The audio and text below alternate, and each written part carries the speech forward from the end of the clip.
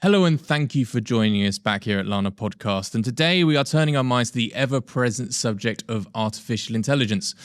AI continues to dominate headlines around the world, but today we're turning our minds to the very specific subject matter of marketing and communications and how the sector is being disrupted. Firstly, though, as always, we have to thank our partners Tickmill for coming on board with us. Without you, we wouldn't have been able to put this together. Active in over 180 countries, Tickmill is a global multi-asset broker trusted by traders worldwide, and we appreciate the support very much. Thank you, Tickmill. So, joining us here today to help break down this subject is Udit Agarwal, the VP and Global Head of Marketing for Exotel. Udit, thank you for joining us and welcome to the show. Thank you, Matthew. Thank you for having me here. It's a pleasure to join you today. Now, as I said in my opening monologue there, artificial intelligence is obviously a dominating subject for businesses around the world. One area in particular that we're already seeing disrupted by Gemini, for instance, on Google, is how this is impacting marketing communications. And I think that would be a great place for us to start the conversation here. Absolutely. I think marketing has disrupted quite a bit because of the AI, and it's also because the pace of content that you get generated through Gemini, the creativity is to the next level. So one has to have a vision what they need to do. Rest the computers can do it for you. You really don't need a human support to do it. However, I think the data models are still in the nascency stage, and we're seeing a lot of development happening every other day. There is a new development in terms of the models, in terms of the capability, in terms of competency, in terms of their technology integrations with the legacy systems are happening every other day. So I feel that this is a lot of growth opportunity in the marketing. As a marketer for a very long time in the technology space, I think I'm very fortunate to be living this decadal moment where AI is able to come closer to the reasoning of human intelligence.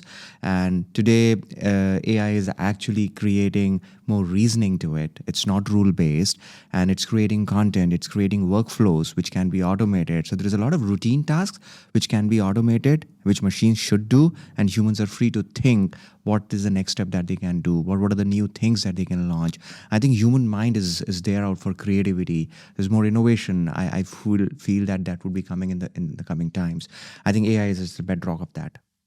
I love how optimistic your answer is there already, because I often find the discourse around artificial intelligence can become a little bit doomsday-esque. Then when it comes to marketing, in particular, when we're having this conversation around visibility online, I'm sure there must be challenges there for brands already. Yes, absolutely. November 2022 is when ChatGPT got launched in the world. Just completed 3 years, and we are in 2026. I think the fastest technology revolution that has happened in the history of the mankind is through AI, and it's through generative AI that has happened. There's a lot of revisions, there's a lot of updates that has happened. The AI which we used to know 2 years ago and the AI which we know now and the AI which we will know later, I think they will be very, very different. So there is a lot of model data training that is happening. AI is becoming better every day. And the beauty is that the more of us is using AI, we are actually training the AI to be better. We're coaching the AI to be better. There are more companions to us today. There is a less hallucination. The AI is more tamed. There are companies which are working to make AI more responsible. There is a human-in-the-loop philosophy which still exists, which I think will go a long way. But AI being your companion to create speed of execution, create a very high-value systems to operate, I think that won't go at all, right? That won't. I'll give you an example. You've heard of this cab company called Waymo? Waymo is back in US. They do autonomous cars. Or Google offshoot, I think. Yeah, so it's one of the Google's incubators, and then they've started the autonomous cars. It's a driverless cars. You will find them everywhere in San Francisco. You sit there and the car will drive you to your place. A lot of people still feel that it's very safe because it just go by the rule. It just go by the rule, by all traffic rules, everything. But still people feel if there is a human in it, they feel safe. They feel that a car is more responsible in their more responsible hands. So there's a lot of AI which is there in that car, but it's human in the loop, which makes people more believable, which makes people... And the same thing happening in marketing today. So we are producing results much faster. We're creating workflows which can integrate and automate a lot of routine tasks. But there is a lot of human element also in that, where AI is tamed and AI can actually do it for you. So it is a human-assisted AI and AI-assisted human. There is a little gray area out there, Matthew, and I think that is the area which would create a lot of differentiation in coming times. You touched on a really important point there, I think, already, which is simply this staggering speed of innovation. Yeah. How me as a person, somebody who needs to know how marketing communications is changing, or my brand, how do I stay on top of that? How do I know what to adapt to and stay on top of how these tools are changing so quickly? I think there is what has happened is there's a lot of information noise today in the market. The span of attention is very, very small today. Each one of us has mobile phones and multiple apps today.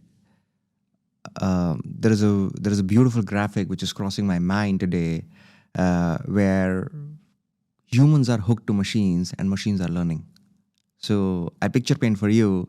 Imagine a machine is reading a book and human is reading a machine, or human is hooked to a machine, right? Now, what is it doing for you is they're creating a lot of content for you as your preferences, your mood, timing of the day,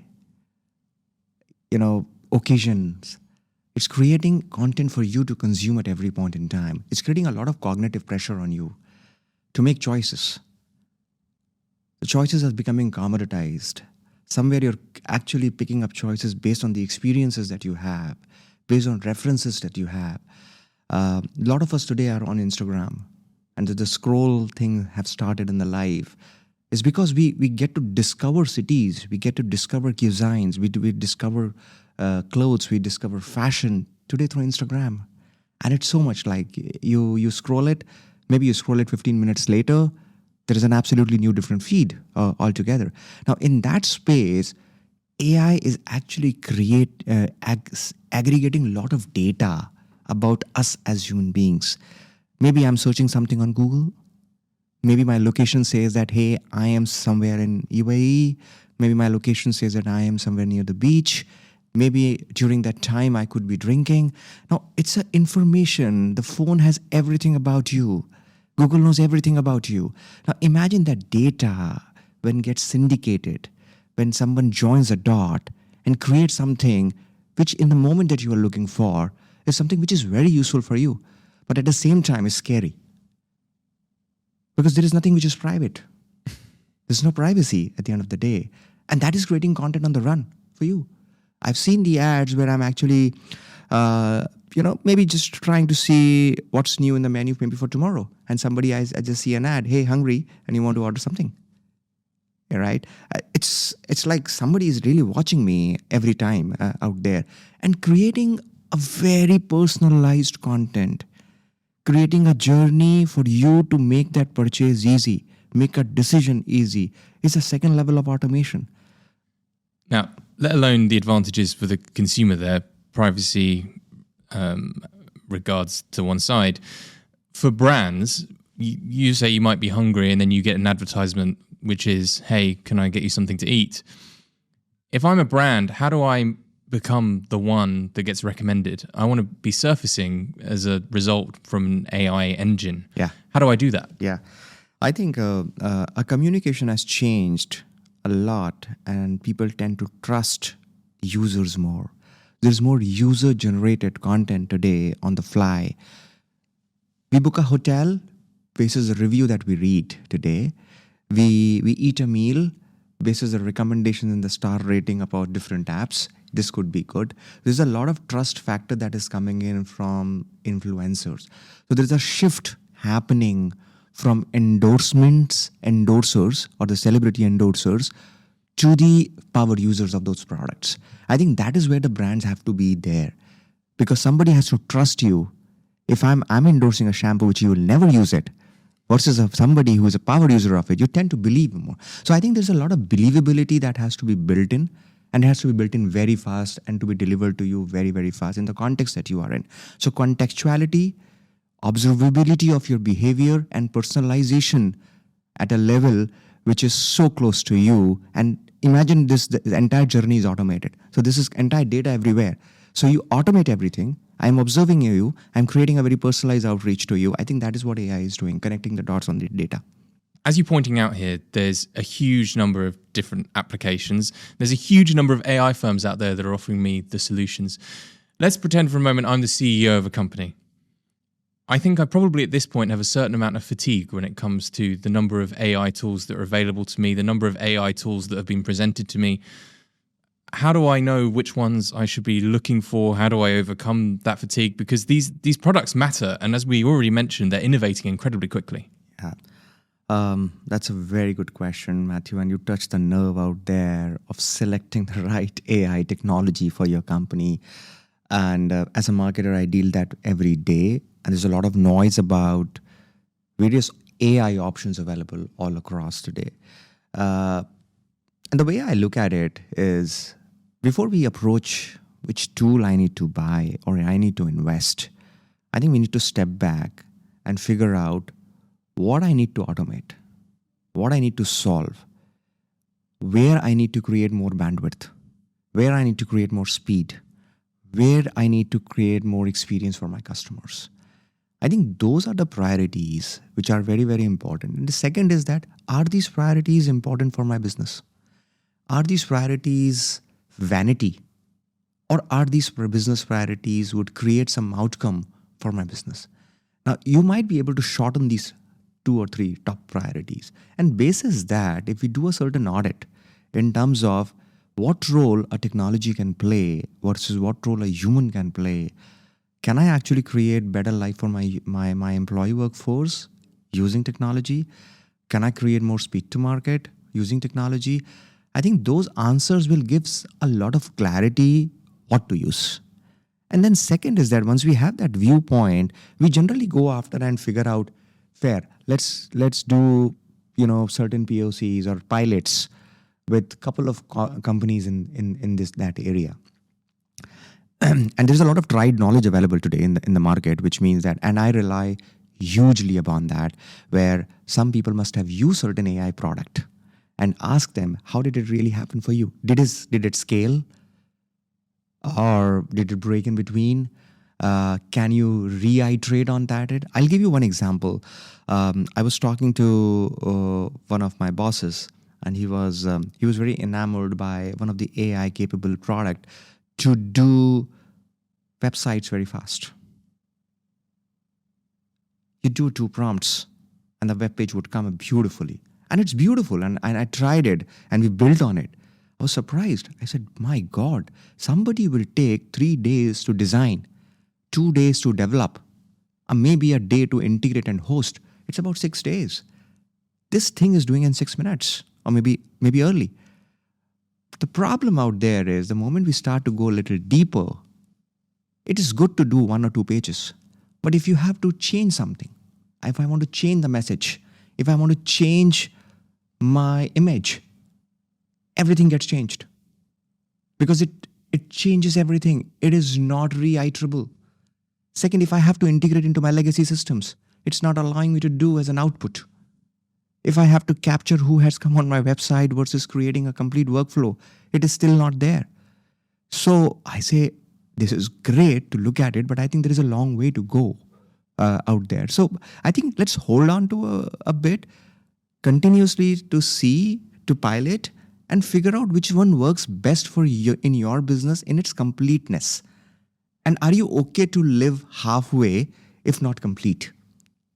That's my viewpoint. There's an interesting point in there around the fact that, as with most new technology, AI tools can help democratize some things to a wider marketplace than previously. Like you're pointing out there, for instance, website development suddenly becomes much easier for the layman. Yes. You can launch sites a lot faster. Yeah. Doesn't that mean, though, that for established players, there's suddenly a huge amount more noise in the marketplace? Does it make differentiating yourself harder? Because suddenly there's so much more stiffer competition launching ever faster. I'll take it the other way. For more matured companies, suddenly the market has become more niche. Because now they don't have to worry about servicing companies which are starting or in the startup phase, or small enterprises which are trying to scale, they can actually focus on large companies, very enterprise. The target market becomes far more finite, far more bigger. They're trying to solve more complex problem. Their innovation can be more focused around these areas of development which the complex organizations would need. However, the small and medium companies today, or startup companies, would have an advantage to go to market faster. They don't have to deploy a lot of people. They don't have to deploy a lot of capital for basic things like, creating email sequences, creating search models, creating creating graphics or creatives, or creating websites. All of these can be handled by AI today, right? To creating voice agents today. So voice agents is becoming huge success today, and they can talk in any language, as you say. They don't have to deploy the entire army to do all of this. Now, this is the entire go-to-market preparation. Imagine a company which is starting up, or a company which is in the early stages, or a company which is in the mid stages. To do that, they have to deploy a lot of capital, a lot of human. There's a lot of operational work to do it. Everything is taken care of by AI. And you don't need to create a complex scale to do it. However, think about large organizations where the stakes for their customers are high. Let's suppose you're banking with a large bank. Now, imagine if they do start to do everything with AI, you as a person will get hallucinated and get, hey, I'm not very comfortable, right? And I want to be more mature. So where the stakes are high, the large organization, matured companies will start to solve complex problems for them, making it easier for their customers to work with. Let's talk about this idea of cultural and localization efforts. Historically, I imagine one of the biggest challenges for a company that's looking to expand has often been adapting to cultural norms and localizing their products to other parts of the world. We're having this conversation right now in the UAE. Yeah. And you have a lot of companies which come to this market and launch their products, and they try to Arabize their products, launching it often in a language they haven't worked with before, and also to local cultural norms. What impact has AI tools had on that, and what kind of impact do you see it happening in the future? A great question. Getting to speak in a different language is not understanding the culture. A lot of AI technology today can give outputs in Arabic language. So there are speech-to-text models where your speech can be converted into a text, and the computer will interpret that text and actually give it back the text, and the text then converted to be speech, right? And those kind of models interchangeably creating breaking a lot of language barriers. But I think cultural barriers go much deeper than just understanding the language. And that's where a differentiation to understand data out there. And there's a little bit more time for AI to go.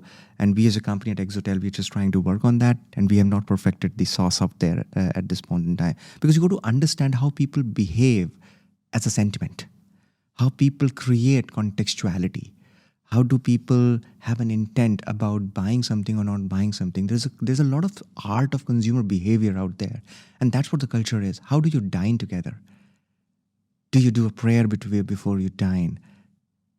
Do you prefer dinners with family? Do you prioritize family over friends? There's a deeper shift on the culture.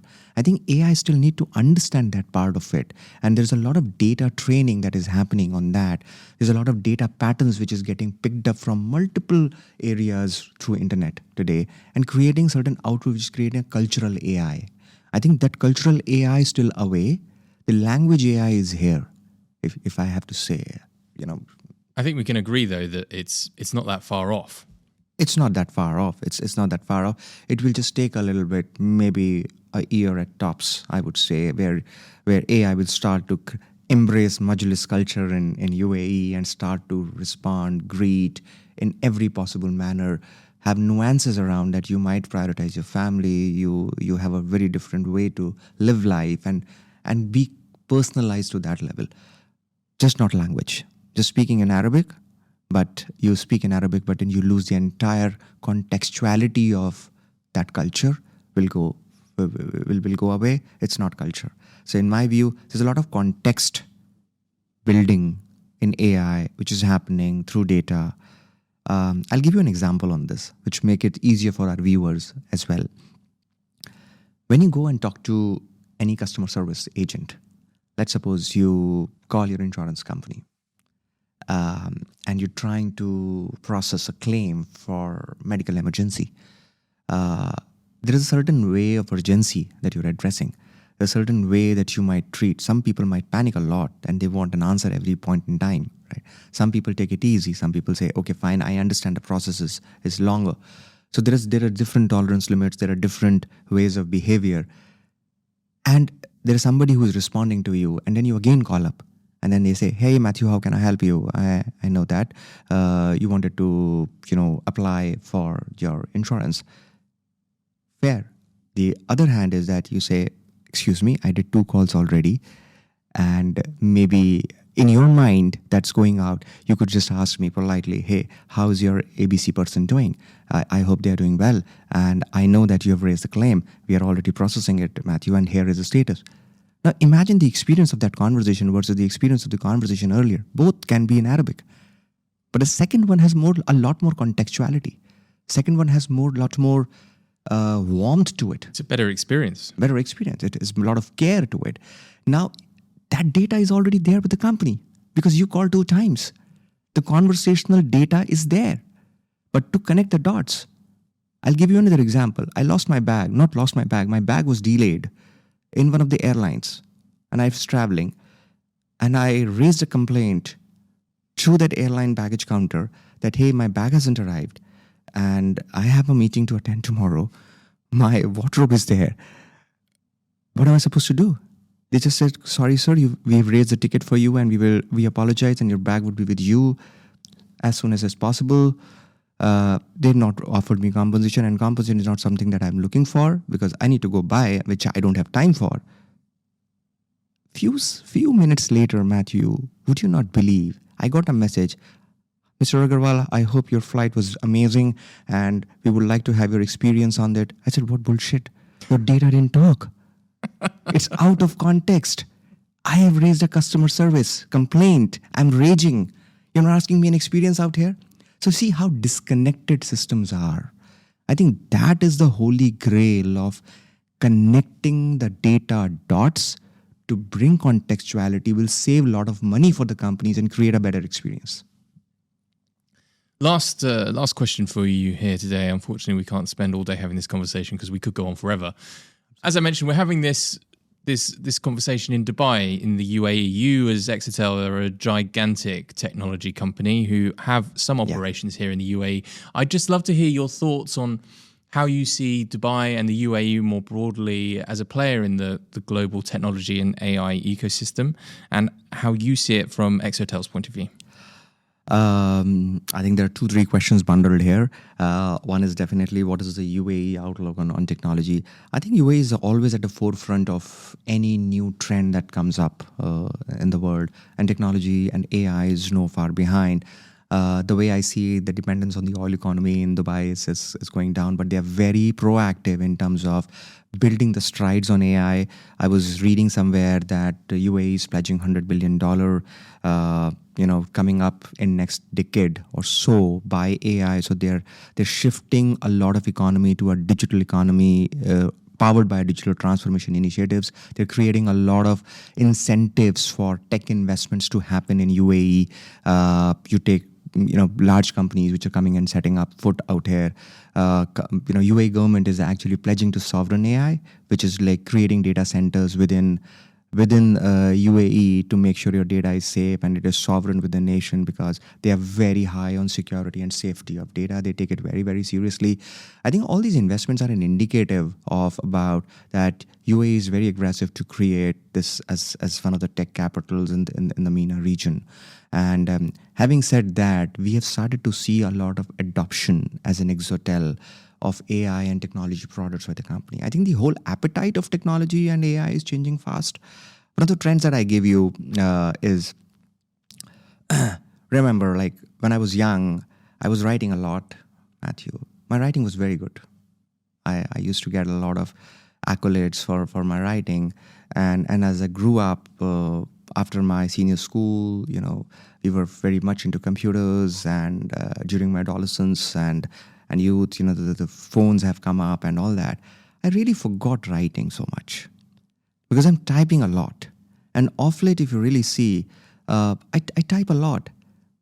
My writing is poor than a doctor today. Mine too. And I hate it. And it's because I don't practice it at all. Having said that, in last 1 year, I'm started to type less because I'm talking more. I'm so comfortable in sharing voice notes. I'm so comfortable in chatting with my computers because computers can talk back today. It's a biggest trend that we are seeing in the next generation, that you would see that you don't need to type if you can talk to someone. Voice is the most natural form of conversation in human beings. And if you can talk to something, why you have to type about it, right? So you can talk to your phone, you can talk to your computer. So imagine the next generation coming in. They don't have to find and search or type something. I see my daughter. She grew up with giving commands to Alexa to do everything for her. Setting up reminders, to music, to giving guidance on certain assignments. She's growing up with the voice. Now that shift is happening. Now that's an tech adoption. A lot of this is coming to UAE in a larger manner. UAE focuses on citizen experience, governance, right? I was hearing that UAE talks about the zero tech stack or zero bureaucracy, where they're actually creating no bureaucracy for tech implementations across governments, and they're creating digital transformation. I think that would create a huge digital transformation. Imagine you don't have to call for any emergency. You just go talk, press a button and say, hey, I'm here and I'm just facing this particular thing. It's recorded. Your location is there. You're there. So that kind of transformation is going to happen in Dubai. And I think that would be massive. That would in itself take Dubai to top of the charts. And the vision for Dubai, I feel, could be very, very different from all these trends that I'm seeing, largely driven by AI. Second, UAE's pledge to reducing dependence on oil economy and creating, digital transformation-led economy. Third, building tech ecosystem, creating incentive for companies to set up shop. I think all of these are indicators for Dubai to come up on the global stage from technology standpoint. Wow. What a fascinating conversation we've had here today. Obviously, the interesting thing is if we had this conversation again in 6 months' time, it would all be different. It only exists for me to thank you for joining us here today, Udit. Thank you very much. Thank you, Matthew. It was a pleasure to be here. Thank you so much.